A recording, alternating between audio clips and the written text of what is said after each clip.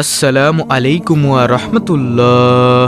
মহান আল্লাহর আদেশ নিষেধ অনুযায়ী চলাই মুমিনের জীবনের একমাত্র সম্বল।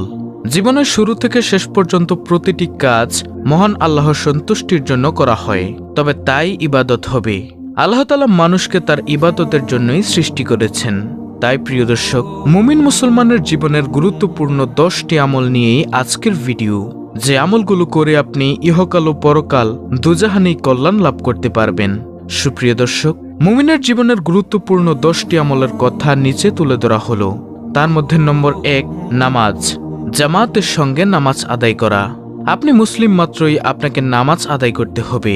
মুমিনের জন্য 5 ওয়াক্ত ফরজ নামাজ জামাতের সঙ্গে আদায় করা আবশ্যক। আর প্রতিদিন ফরজ নামাজের বাইরেও অন্যান্য নফল নামাজ যেমন তাহাজ্জুদ, ইশরাক, চাশত ও আওয়াবিনের নামাজের প্রতি গুরুত্ব দেওয়া উচিত।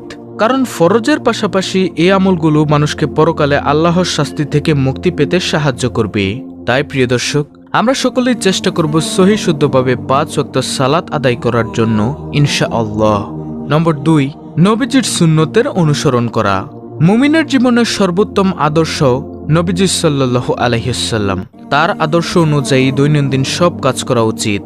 পরস্পর সালাম আদান প্রদান করা, উপরে উঠতে আল্লাহু আকবার বলা, নিচে নামতে সুবহানাল্লাহ বলা, চলাফেরার সময় লা ইলাহা ইল্লাল্লাহর জিকির করা, প্রত্যেক ভালো কাজে ডানকে প্রাধান্য দেওয়া, নিচু মানের কাজে বামকে প্রাধান্য দেওয়া, কোরআন তেলাওয়াত করা, প্রতিদিন শুদ্ধভাবে কিছু পরিমাণ কোরআন তেলাওয়াত করা, ফরজ নামাজের পর দোয়া ও ওয়াজিফা পড়া, এগুলোই হচ্ছে মূলত নবীজির সুন্নতের অনুসরণ করা। ইনশাআল্লাহ আমরা সকলে চেষ্টা করব নবীজির সুন্নতের অনুসরণ করে চলার জন্য। তারপরে প্রিয় দর্শক, 10টি আমলের মধ্য থেকে 3য় নম্বর আমলটি হলো সৎ আচরণ করা। সুন্দর ব্যবহার ও আচরণ মানুষকে সম্মানিত করে। মানুষ তার উত্তম ব্যবহার ও চরিত্র দ্বারা পরিবার সহ সমাজকে আলোকিত করে থাকে। যে সুন্দর চরিত্রের প্রতিচ্ছবি দেখা যায় নবী জীবনে, পিতামাতা, নিকটাত্মীয়, এতিম মিসকিন, প্রতিবেশী, অসহায় মুসাফির, দাসদাসী, দুর্বল শ্রেণীর মানুষ এবং জীবজন্তুর সঙ্গে আচার আচরণ সম্পর্কে মহান রব্বুল আলামিন আল্লাহ তাআলা পবিত্র কুরআনুল কারীমে ইরশাদ করেন। আল্লাহ তাআলা পবিত্র কুরআনে বলেন, আর উপাসনা করো আল্লাহর, শরীক করো না তার সঙ্গে অপর কাউকে। পিতামাতার সঙ্গে সৎ ও সদয় ব্যবহার করো এবং নিকটাত্মীয়, এতিম মিসকিন, প্রতিবেশী, অসহায় মুসাফির এবং নিজের দাসদাসীর প্রতিও। নিশ্চয়ই আল্লাহ পছন্দ করেন না দাম্ভিক গর্বিত জনকে। সূরা আন-নিসা আয়াত নম্বর 36। প্রিয় দর্শক, তাই আমরা সকলেই চেষ্টা করব মানুষের সাথে ভালো আচরণ এবং সদ্ব্যবহার করার জন্য, ইনশাআল্লাহ। দর্শক, মুমিন মুসলমানের জীবনের আজকের ভিডিওর 10টি আমলের মধ্য থেকে 4র্থ নম্বর আমলটি হলো ইস্তেগফার করা।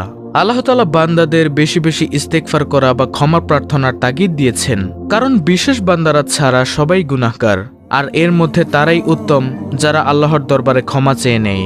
মহান আল্লাহর কাছে প্রতিনিয়ত ইস্তেগফার করা ছাড়া আমাদের মুক্তির কোনো পথও নেই।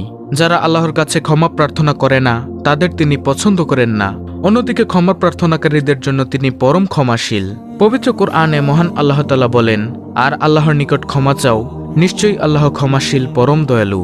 সূরা বাকারা আয়াত নম্বর 199। অন্য আয়াতে ইরশাদ হয়েছে, আর তোমরা তোমাদের রবের কাছে ক্ষমা চাও। সূরা হুদ আয়াত নম্বর 3। প্রিয় দর্শক, তাই যদি অতীতের সব পাপ ক্ষমা করাতে চান, তাহলে প্রতিনিয়ত ইস্তেগফারের সাথেই থাকুন। নম্বর 5, দুরূদ পাঠ করা। নবীজির প্রতি দুরূদ পাঠ করা। দর্শক, দুরূদের অর্থ শুভকামনা বা কল্যাণ প্রার্থনা। ধর্মের ভাষায় দুরূদ বলতে বোঝায় আসসালাত আলান নবী, অর্থাৎ নবীজি সাল্লাল্লাহু আলাইহি ওয়াসাল্লামের জন্য শুভকামনা। হযরত মুহাম্মদ সাল্লাল্লাহু আলাইহি ওয়াসাল্লামের নাম উচ্চারণের সময় সর্বদা সাল্লাল্লাহু আলাইহি ওয়াসাল্লাম এর অর্থ হলো আল্লাহর শান্তি বর্ষিত হোক তার উপর বলা হয়। এটি হলো একটি দুরূদ।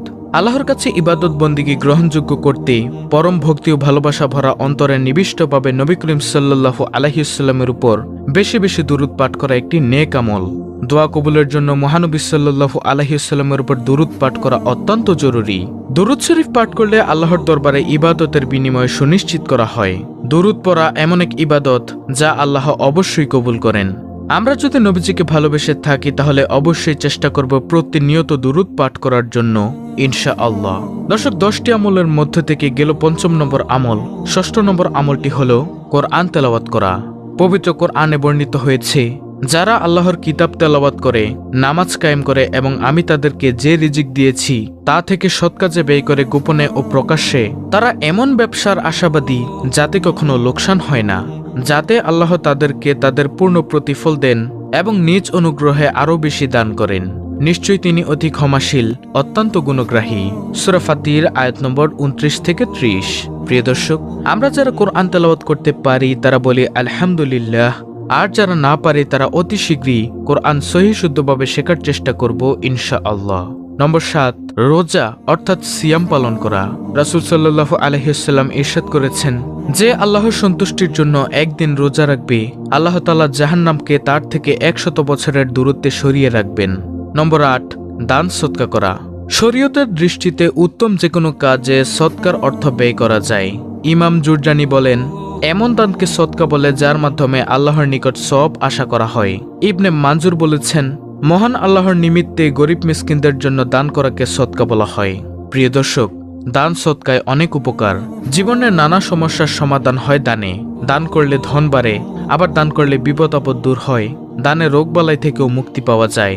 তাই ইসলাম দান সদকার প্রতি অনেক বেশি গুরুত্ব দিয়েছেন। নবীজিও উম্মতকে বেশি বেশি দান করার প্রতি উৎসাহিত করেছেন। দানে কখনো ধন কমে না বলেও ঘোষণা করেছেন। তাই প্রিয় দর্শক, আমরা সকলেই দান সদকা করার জন্য চেষ্টা করব ইনশাআল্লাহ। 9 নম্বর আমলটি হচ্ছে পিতামাতার খেদমত করা। পিতামাতা দুনিয়ার সবচেয়ে বড় আপনজন। পিতামাতার খেদমত করতে পারা বড়ই সৌভাগ্যের বিষয়। মেরাজ রজনীতে যে 14টি বিষয় স্থির হয় তার প্রথমটি হলো আল্লাহর হক তাওহীদ বা একাত্মবাদ এবং শিরক তথা অংশীবাদিতা থেকে মুক্তি।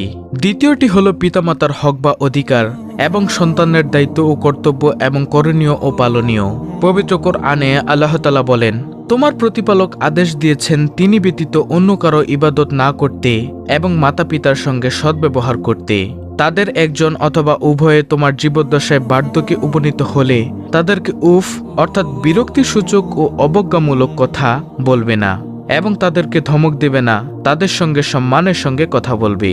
মমতাবশে তাদের প্রতি নম্রতার ডানা প্রসারিত করো এবং বলো, হে আমার প্রতিপালক, তাদের প্রতি দয়া করো যেভাবে শৈশবে তারা আমাকে প্রতিপালন করেছে। সূরা বনী ইসরাঈল আয়াত নম্বর 23। সুপ্রিয় দর্শক, মুমিনের জীবনের 10টি গুরুত্বপূর্ণ আমলের মধ্য থেকে সর্বশেষ 10 নম্বর আমলটি হলো জিকির করা। সব ইবাদতের রূহ হচ্ছে আল্লাহর জিকির। আল্লাহ তাআলা বান্দাদের সর্বাবস্থায় অধিক হারে তার জিকির করার নির্দেশ দিয়েছেন।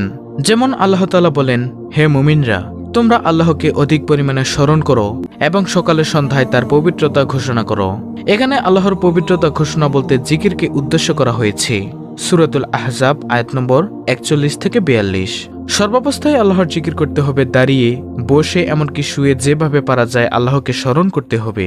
যেমন আল্লাহ তাআলা বলেন, যারা দাঁড়িয়ে, বসে ও শায়িত অবস্থায় আল্লাহকে স্মরণ করে এবং চিন্তা গবেষণা করে আসমান ও জমিন সৃষ্টি বিষয়ে তারা বলে, হে পরওয়ারদিগার, এসব নিয়ে অনর্থক সৃষ্টি করেননি। সূরা আলে ইমরান আয়াত নম্বর 191। এই হলো প্রিয় দর্শক মুমিনের গুরুত্বপূর্ণ 10টি আমল। ভিডিওতে বলা আজকের 10টি আমল আমাদের মুমিন মুসলমানদের জন্য অধিক গুরুত্বপূর্ণ। এই আমলগুলো করা আমাদের কর্তব্য, তাই আমরা প্রতিনিয়ত এই 10টি আমল করব ইনশাআল্লাহ। আল্লাহ রাব্বুল আলামিন আমাদের সকলকে এই 10টি আমল অব্যাহত রাখার তৌফিক দান করুন। আমিন।